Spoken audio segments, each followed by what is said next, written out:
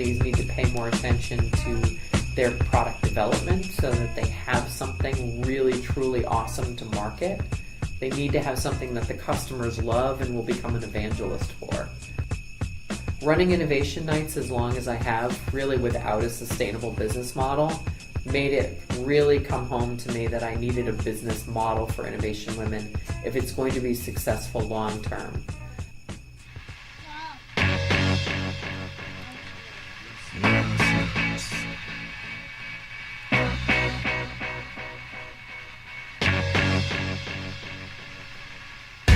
This is Katya Margolin at the Venture Cafe studio.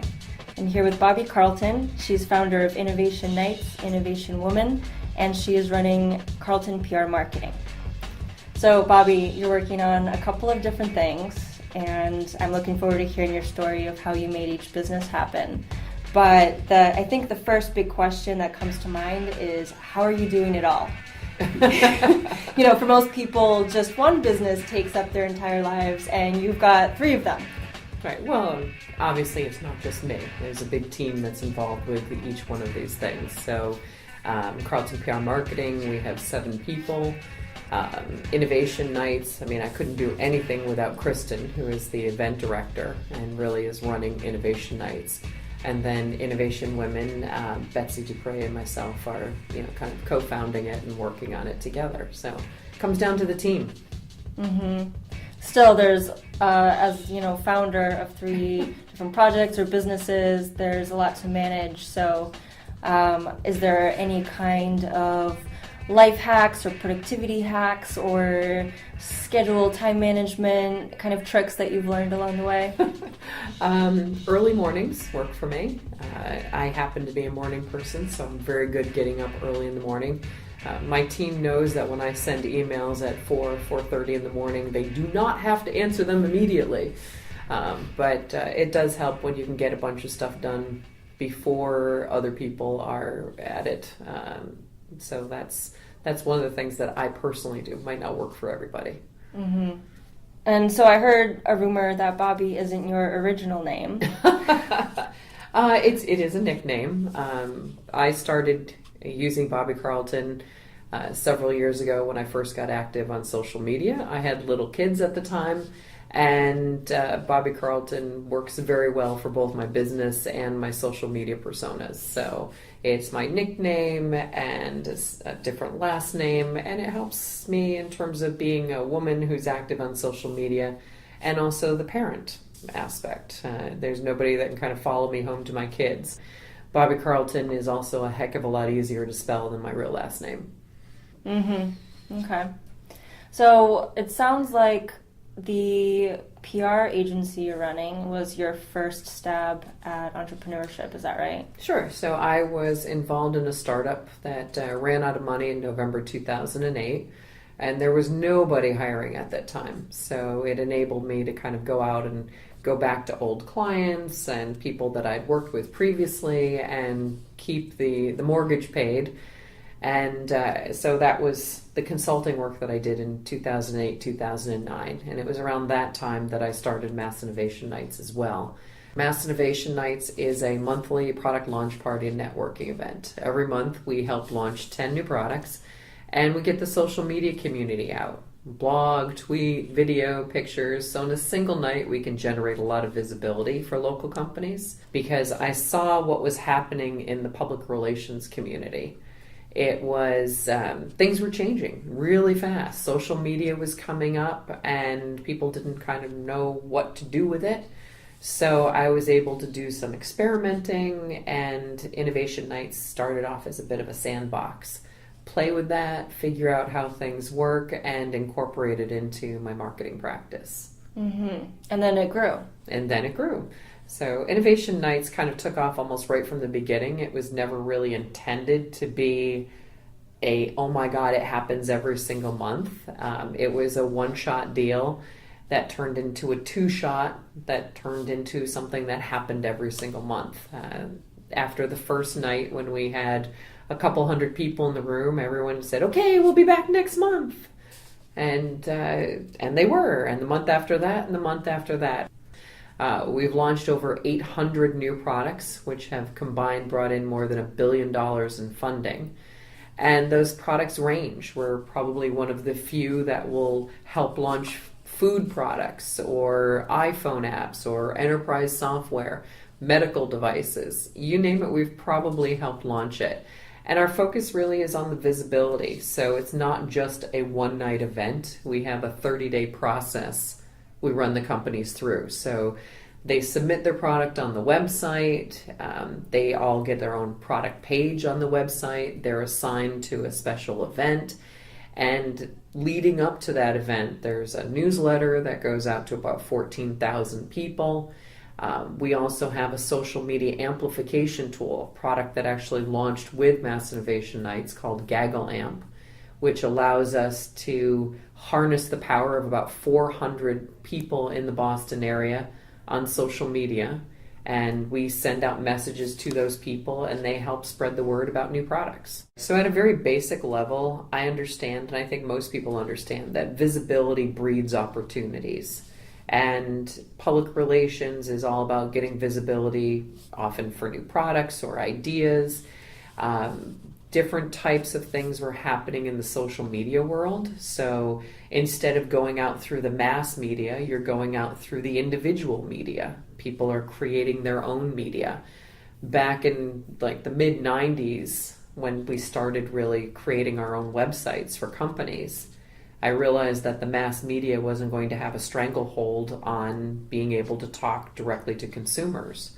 So it kind of came to me at that point. I was like, happened a little slower than I thought it would, but that the mass media might not be the only media, and we should look at how we're going to talk to the individual consumers. Mm-hmm. Yeah, and this is great actually to have a PR and marketing specialist here.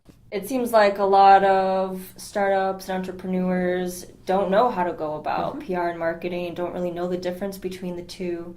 How would you explain the difference between PR and marketing, and what do startups need to understand about it? Sure. So public relations is part of marketing, and media relations is part of public relations. So a lot of people think that public relations and media relations are the same thing, but public relations tends to look at a broader swath of your marketing, more concerned with the overall message and more concerned with the overall business and marketing goals, I think, than some of the other individual aspects of marketing. I use a visual often when I'm giving a speech that talks about marketing as a circus. So when you think about marketing, think about the circus. And in the old days, there was an advance man who came to town. And he put up posters and billboards, and he bought ads in the local newspaper that said, "The circus is coming to town." And that advertisement is something that he had total control over. He provided the artwork to the newspaper. He put up his own billboards and posters. Again, total control of the message. That's advertising. If you actually have the circus in town, you might see the elephant parade. And this is the way to get the elephants from the rail yard right down to the big top. And if you see an elephant walking down the main street of your town, pretty much guaranteed there was a circus coming in town. And actually, this isn't an old thing. It happens today. I've seen elephants on Memorial Drive going, from the railroad cars to the big top, and it's a great promotion or event. And sometimes events get out of control, like elephants, a little stampede here and there. The model there is, if you've got an elephant stampede, the PR person's job is to put a positive spin on it and to go to the people who perhaps were impacted. Hopefully nobody was hurt. If the mayor's flower garden gets trampled, for example, the PR person's job is to get the mayor to say, just a few flowers, everything's okay, everybody loves the circus, let's go. And today we have social media that comes into play. It's everybody in the big top with their own megaphone, all shouting about whatever they want to shout about. And it's trying to control that din and all of that noise to help provide a way to market your product. There was working with very small companies and realizing that not only did they not have the budget to sustain a marketing program, they also didn't have the biggest amount of internal resources. So you need to be partnering up with a company to be successful in their marketing. They can't just throw it to you and run away. They have to be intimately involved in it themselves. From a public relations point of view, a lot of the storytelling you do with individual companies comes out of their own story. How did the entrepreneur come up with the idea? What was their aha moment? Why did they start their own business? So those stories and that type of storytelling is really so important to communicating the company's value. Mm-hmm. So you have to be really tied very closely to your clients. And if they are too busy working on the product, handling the customers, they might not have the internal resources they need yet for marketing. Mm-hmm. Okay. So resources are more than just budget. Right. So with Innovation Nights, you mentioned earlier that it's a service. It's not a way to bring in revenue. I'd love it to be. We provide it as a service to the local entrepreneurs. We don't charge the entrepreneurs. We don't charge for tickets. I want to make sure that everybody is in the room and nobody is turned away. At the same time, we have great sponsors who support it because it absolutely does cost money to run every month. I have to hire and pay people to run it. We also have terrific hosts. And one of the big opportunities for their hosts is often to bring people into their locations. So last month we were at Autodesk, and it was great for Autodesk to be able to connect with people in our community and say, hey, by the way, we're hiring. TripAdvisor a couple months ago brought us into their new headquarters. They're also hiring, trying to hire hundreds of people. So being able to show off their glamorous new headquarters out in Needham, great opportunity. But we're always looking for hosts and sponsors, people to bring us in because we move around every month for the live event. Mm-hmm. So when we have some new exciting location we're able to go to, our audience likes that. About half of the audience on any given month is alumni and people who have been to a Mass Innovation Nights before, and the other half are people who have no idea what's going on, but they're connected with one of the companies that is launching. Mm-hmm. So how do you go about marketing the event and getting traction? It's hard to get people to show up. In the beginning, it was all via social media. The first event, I actually used Twitter to both connect with companies who wanted to launch new products as well as to connect with the audience. And it was an experiment, really, the first time around to see if people would show up. I wanted to be able to say, I tweeted and people did something. And in that particular case, I had 10 companies who showed up with new products and a couple hundred people who showed up to help get the word out. Mm-hmm.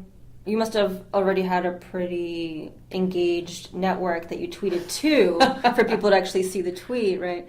No, actually. Yeah. I had maybe a couple thousand as Bobbie C, but I started a new Twitter handle specifically for Innovation Nights.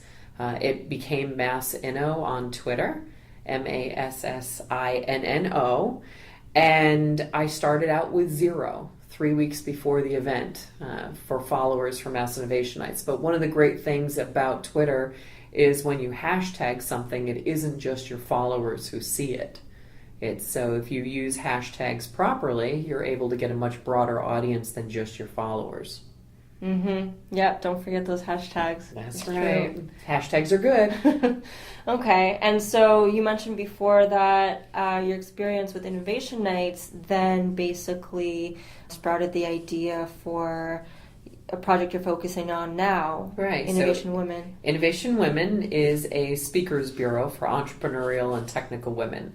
The idea is that we are too often going to conferences and events where the men are at the front of the room and the women are in the audience, and you never get visibility for your product if you're sitting in the audience.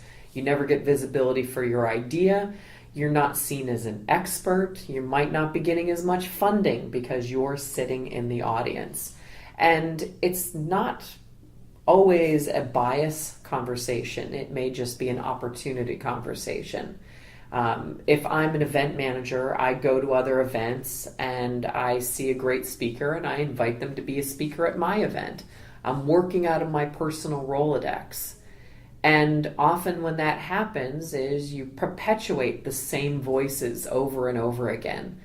And often those are people who have been at the front of the room, who have had those opportunities. They get asked to speak again and again. So we're not hearing the new voices.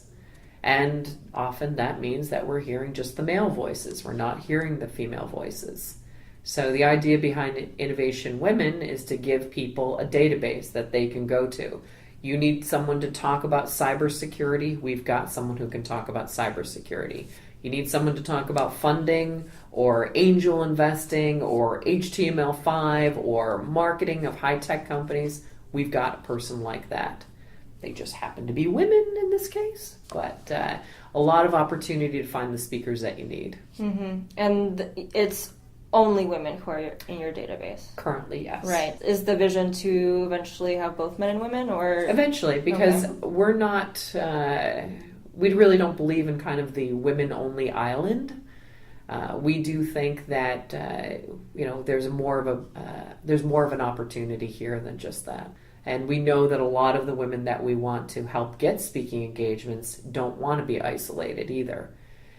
We're focused very much on the gender balance platforms and the gender balanced opportunities. Our speakers are seeing a lot of opportunities in conferences that are just targeted to women, and that doesn't make sense for every product and for every story. If you're selling a product that's targeting women, sure, a women-specific conference may be right for you. But for the most part, our speakers are looking at the broader opportunity, and so are we. Mm-hmm. We'll often hear from an event manager that they started off with a gender balance panel. They started off, say, with 4 speakers, 2 men and 2 women. And then we'll hear from the event manager that they asked 2 men and 2 women, and the 2 women said no. Well, part of that reason is because they asked the same 5 women over and over again, and those 5 women are really busy, and they do have to say no to some opportunities. So often the event managers, will tell us, well, I ended up with a panel of all men because the women kept saying no, and that's because they keep going to the same ones. Mm-hmm. So, we have to kind of broaden the opportunities, I think, for everyone. Right. So how did you go about implementing this idea? You got this idea, you saw this need. Mm-hmm. How did you make it happen? I've actually been sitting on the Innovation Women domain name for a number of years. And last year, there were a couple of things that kind of brought to my attention that it was really time to do something with it. I ended up at a couple of conferences where there were just men at the front of the room. I ended up at a founder dating event where I was the only woman and I was asked to go get beer from the bar. They thought I was a waitress. And there were a couple of other situations that irked me, and I tend to do something when I get irked. So I kicked off a crowdfunding project toward the end of last year and raised enough money to kick off the website, at least to put together an MVP.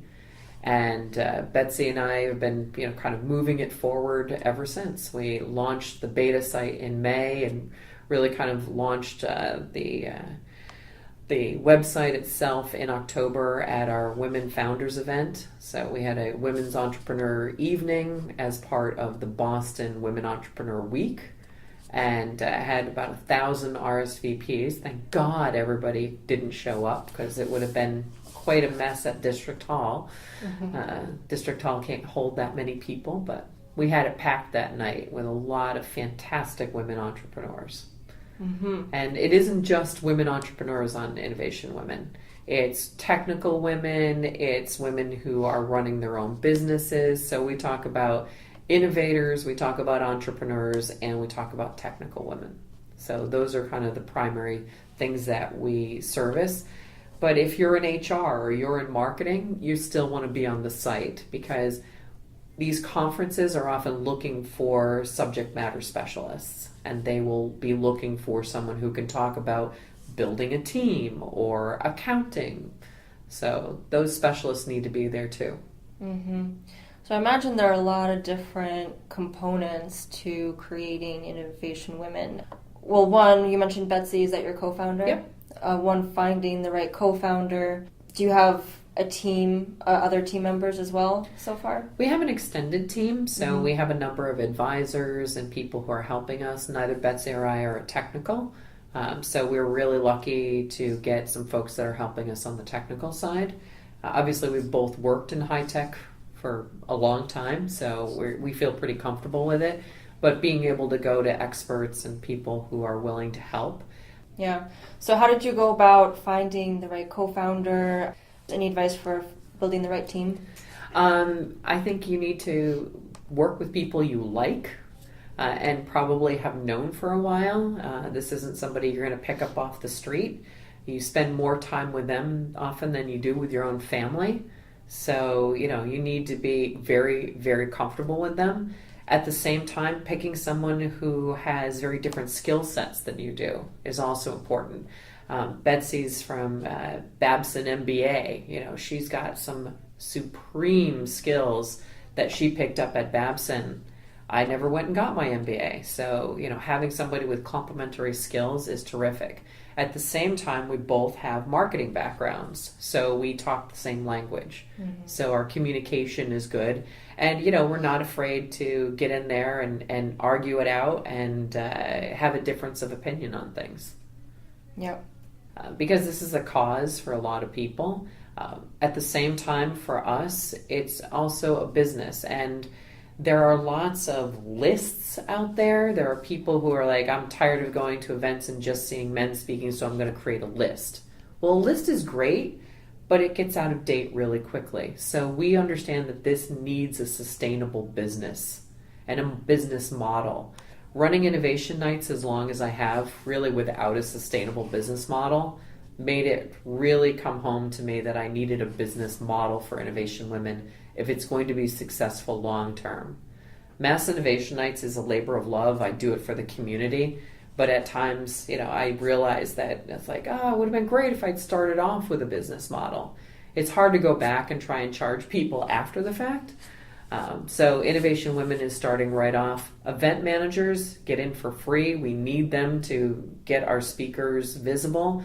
But we're asking the women who have profiles on the site to pay $100 right now for that basic profile to help support the progress and to move it forward and to turn it into a sustainable business model. Mm-hmm. Okay. What has been most challenging so far in any of your businesses? Any of the businesses. Often going against my own instincts on some things. I always want to help people, so often it's hard to turn somebody down when they don't have the budget. For example, at Carlton PR Marketing, there are a lot of entrepreneurs who will come to me and ask for help, and I'm perfectly willing to give it, but they often want a lot more of my time than I can give for free. I do have a mortgage. I do have 2 kids. So the very small clients that I love working with are often not the best clients for me to be working with. So there's only so much you can do with a very, very small budget. Mm-hmm. And sometimes the companies need to pay more attention to their product development so that they have something really, truly awesome to market. They need to have something that the customers love and will become an evangelist for before they get involved with marketing. Right. Yeah, so finding the right client or the right customer can definitely be a challenge. Yeah, and I think most people who focus on the startup community, we all realize that often these companies are so very early and they don't have budget and they're bootstrapping. It's very hard to provide services to that community. Mm-hmm. Any big challenges with Innovation Women? I think it's just getting the word out. Finding more event managers who take the time to provide a gender-balanced slate of speakers. I get people that are sending me, this event and that event. Look, they have only male speakers at it. I just got an event sent to me last week for somebody who wanted me to put it on the Mass Innovation Nights calendar. Mm-hmm. And I looked at it. It's a whole day of people speaking, and there's not a single woman speaking. A whole day conference without a single woman on any panel, on any speaking engagements. I'm like, you have to work really hard to not find a single woman. There was a gentleman who did a study on it, actually, an academic study. And he's like, it doesn't happen by accident, and here's why. And he actually had a mathematical equation about why it doesn't happen by accident. Can you summarize it in a nutshell? The why? The why, it does come down to the usual suspects. It's looking at the people who are out there speaking and who keep speaking about something. These people have worked years to build up their experience in terms of speaking. So finding new people is part of the event manager's challenge.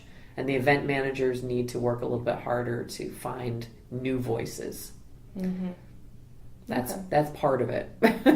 Yeah. So what has been most rewarding so far? I think every time we hear from one of our speakers that they've just spoken somewhere is great, but even better is when we hear that they've spoken somewhere and reap rewards from it.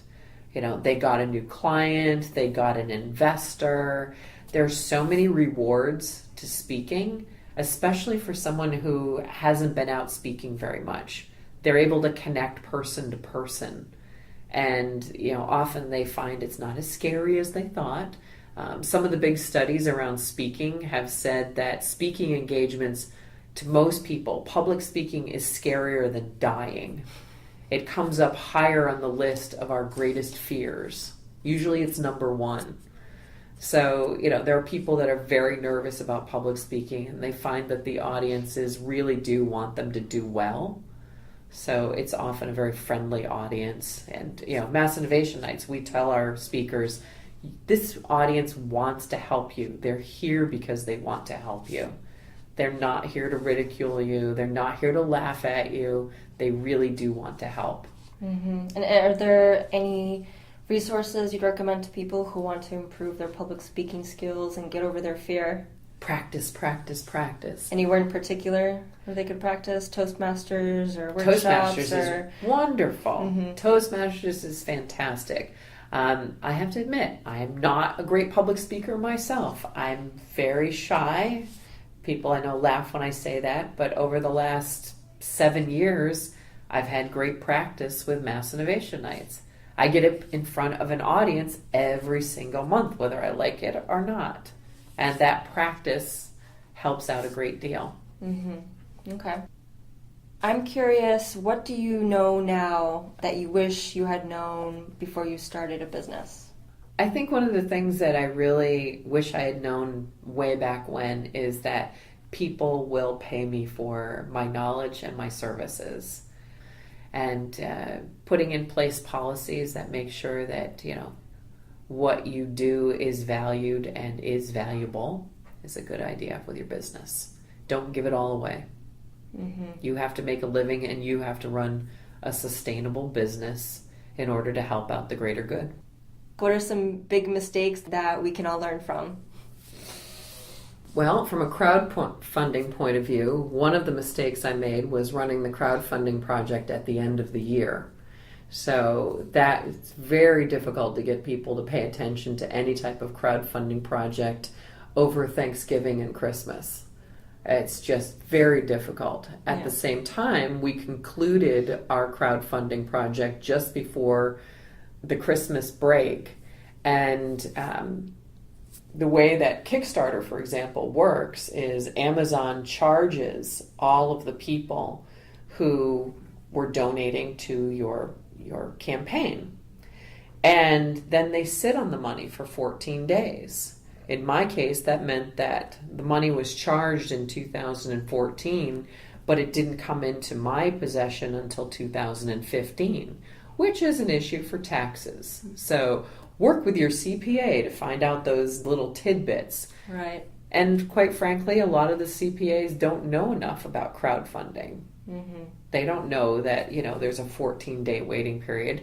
Once you tell them that there's a 14-day waiting period, they can tell you that's going to be an issue because you're not going to have enough time to put expenses against that. Right. So, there's so many things that working with advisors, you need to know to ask the right questions, because they aren't going to be there to, jump on it, especially if it's something relatively new, like crowdfunding. Yeah, but those are the kinds of things you don't even think to ask until you experienced it. That's the good stuff that we get. We try to get on this podcast right here. That particular experience is something that I've relayed to. I cannot tell you how many people that are getting started on crowdfunding projects right now. And one of the things I've said to them is talk to your CPA, talk to your CFO about the timing of this, because that could be an issue for you. I've actually talked to 2 people who have delayed their crowdfunding projects until January, specifically because of that. And I'm like, phew, I saved somebody. Even if I couldn't save myself, I saved someone else from that one. Yeah. Any other big mistakes or things not to do?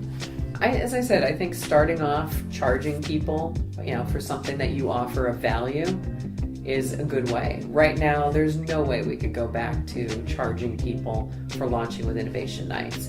And yet we have hundreds of companies who have said to me, oh my gosh, the best thing I did for launching my new product was to launch it with Mass Innovation Nights. We've had companies who have come to us and said, we got our investors because we were at Mass Inno. We got for our first customers. And, so it's really hard, though, 6-7 years later, to say, well, now we're going to charge everybody for that. Okay, great. Well, it's been a pleasure talking to you, Bobbie. Thanks for having me.